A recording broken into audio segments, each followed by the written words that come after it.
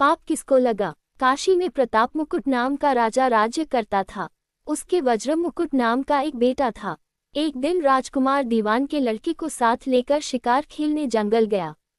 घूमते घूमते उन्हें तालाब मिला। उसके पानी में कमल खिले थे और हंस किलोल कर रहे थे। किनारों पर घने पेड़ थे जिन पर पक्षी चहचहा रहे थे। दोनों मित्र वहां रुक गए और तालाब के पानी में हाथ मुंह धोकर ऊपर महादेव के मंदिर पर गए। घोड़ों को उन्होंने मंदिर के बाहर बांध दिया। वो मंदिर में दर्शन करके बाहर आए तो देखते क्या है कि तालाब के किनारे राजकुमारी अपनी सहेलियों के साथ स्नान करने आई है। दीवान का लड़का तो वहीं एक पेड़ के नीचे बैठा रहा, पर राजकुमार से न रहा गया। वह आगे बढ़ गया। राजकुमारी ने उसकी ओर देखा तो वह उस पर मोहित हो गया। राजकुमारी भी उसकी तरफ देखती रही। फिर उसने किया क्या कि जूड़े में से कमल का फूल निकाला, कान से लगाया, दांत से कुतरा, पैर के नीचे दबाया और फिर छाती से लगा, अपनी सखियों के साथ चली गई। उसके जाने पर राजकुमार निराश हो अपने मित्र के पास आया और सब हाल सुनाकर बोला, मैं इस राजकुमारी के बिना नहीं रह सकता, पर मुझे न तो उसका नाम मालूम है न ठिकाना। वह कैसे मिलेगी। दीवान के लड़के ने कहा, राजकुमार आप इतना घबराएं नहीं, वह सब कुछ बता गई है। राजकुमार ने पूछा, कैसे। वह बोला, उसने कमल का फूल सिर से उतार कर कानों से लगाया तो उसने बताया कि मैं कर्नाटक की रहने वाली हूँ। दांत से कुतरा तो उसका मतलब था कि मैं दंतबाट राजा की बेटी हूँ। पांव से दबाने का अर्थ था कि मेरा नाम पद्मावती है और छाती से लगाकर उसने बताया कि तुम मेरे दिल में बस गए हो। इतना सुनना था कि राजकुमार खुशी से फूल उठा। बोला, अब मुझे कर्नाटक देश में ले चलो। दोनों मित्र वहां से चल दिए। घूमते फिरते सैर करते दोनों कई दिन बाद वहां पहुंचे। राजा के महल के पास गए तो एक बुढ़िया अपने द्वार पर बैठी चरखा काटती मिली। उसके पास जाकर दोनों घोड़ों से उतर पड़े और बोले, माए, हम सौदागर हैं, हमारा सामान पीछे आ रहा है, हमें रहने को थोड़ी जगह दे दो। उनकी शक्ल सूरत देखकर और बात सुनकर बुढ़िया के मन में ममता उमड़ आई। बोली, बेटा तुम्हारा घर है, जब तक जी में आए रहो। दोनों वहीं ठहर गए। दीवान के बेटे ने उससे पूछा, माई तुम क्या करती हो, तुम्हारे घर में कौन कौन है, तुम्हारी गुजर कैसे होती है। बुढ़िया ने जवाब दिया, बेटा मेरा एक बेटा है जो राजा की चाकरी में है। मैं राजा की बेटी पद्मावती की धाय थी। बूढ़ी हो जाने से अब घर में रहती हूँ। राजा खाने पीने को दे देता है। दिन में एक बार राजकुमारी को देखने महल में जाती हूँ। राजकुमार ने बुढ़िया को कुछ धन दिया और कहा, माए कल तुम वहां जाओ तो राजकुमारी से कह देना कि जेठ सुदी पंचमी को तुम्हें तालाब पर जो राजकुमार मिला था वह आ गया है। अगले दिन जब बुढ़िया राजमहल गई तो उसने राजकुमार का संदेशा उसे दे दिया। सुनते ही राजकुमारी ने गुस्सा होकर हाथों में चंदन लगाकर उसके गाल पर तमाचा मारा और कहा, मेरे घर से निकल जा। बुढ़िया ने घर आकर सब हाल राजकुमार को कह सुनाया। राजकुमार हक्का बक्का रह गया। तब उसके मित्र ने कहा, राजकुमार आप घबराएं नहीं, उसकी बातों को समझें। उसने 100 उंगलियां सफ़ेद चंदन में मारी, इससे उसका मतलब यह है कि अभी 10 रोज चांदनी के हैं। उनके बीतने पर मैं अंधेरी रात में मिलूंगी। 10 दिन के बाद बुढ़िया ने फिर राजकुमारी को खबर दी तो इस बार उसने केसर के रंग में 3 उंगलियां डुबोकर उसके मुंह पर मारी और कहा, भाग यहाँ से। बुढ़िया ने आकर सारी बात सुना दी। राजकुमार शोक से व्याकुल हो गया। दीवान के लड़के ने समझाया, इसमें हैरान होने की क्या बात है। उसने कहा है कि मुझे मासिक धर्म हो रहा है, 3 दिन और ठहरो। 3 दिन बीतने पर बुढ़िया फिर वहां पहुंची। इस बार राजकुमारी ने उसे फटकार कर पश्चिम की खिड़की से बाहर निकाल दिया। उसने आकर राजकुमार को बता दिया।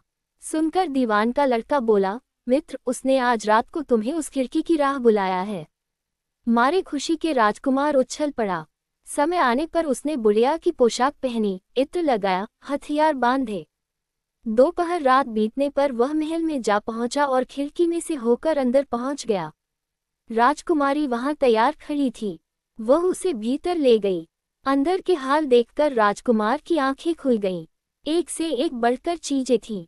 रात भर राजकुमार राजकुमारी के साथ रहा। जैसे ही दिन निकलने को आया कि राजकुमारी ने राजकुमार को छिपा दिया और रात होने पर फिर बाहर निकाल लिया। इस तरह कई दिन बीत गए। अचानक एक दिन राजकुमार को अपने मित्र की याद आई। उसे चिंता हुई कि पता नहीं उसका क्या हुआ होगा। उदास देखकर राजकुमारी ने कारण पूछा तो उसने बता दिया।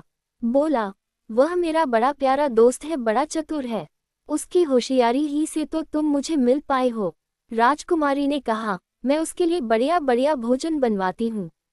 तुम उसे खिलाकर तसल्ली देकर लौट आना। खाना साथ में लेकर राजकुमार अपने मित्र के पास पहुंचा। वे महीने भर से मिले नहीं थे। राजकुमार ने मिलने पर सारा हाल सुनाकर कहा कि राजकुमारी को मैंने तुम्हारी चतुराई की सारी बातें बता दी हैं, तभी तो उसने ये भोजन बनाकर भेजा है। दीवान का लड़का सोच में पड़ गया। उसने कहा, ये तुमने अच्छा नहीं किया। राजकुमारी समझ गई कि जब तक मैं हूँ वह तुम्हें अपने बस में नहीं रख सकती, इसलिए उसने इस खाने में जहर मिलाकर भेजा है। ये कहकर दीवान के लड़के ने थाली में से एक लड्डू उठाकर कुत्ते के आगे डाल दिया। खाते ही कुत्ता मर गया। राजकुमार को बड़ा बुरा लगा। उसने कहा, ऐसी स्त्री से भगवान बचाए, मैं अब उसके पास नहीं जाऊंगा। दीवान का बेटा बोला, नहीं, अब ऐसा उपाय करना चाहिए जिससे हम उसे घर ले चलें। आज रात को तुम वहां जाओ।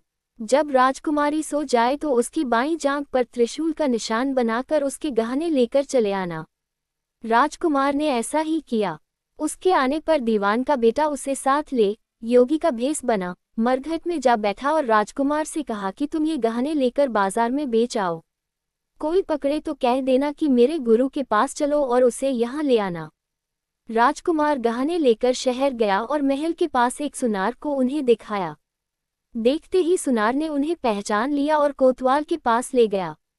कोतवाल ने पूछा तो उसने कह दिया कि ये मेरे गुरु ने मुझे दिए हैं। गुरु को भी पकड़वा लिया गया। सब राजा के सामने पहुंचे।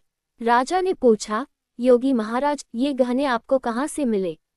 योगी बने दीवान के बेटे ने कहा, महाराज, मैं मसान में काली चौदस को डाकिनी मंत्र सिद्ध कर रहा था कि डाकिनी आई। मैंने उसके गहने उतार लिए और उसकी बाईं जांघ में त्रिशूल का निशान बना दिया। इतना सुनकर राजा महल में गया और उसने रानी से कहा कि पद्मावती की बाईं जांघ पर देखो कि त्रिशूल का निशान तो नहीं है। रानी देखा तो था। राजा को बड़ा दुख हुआ।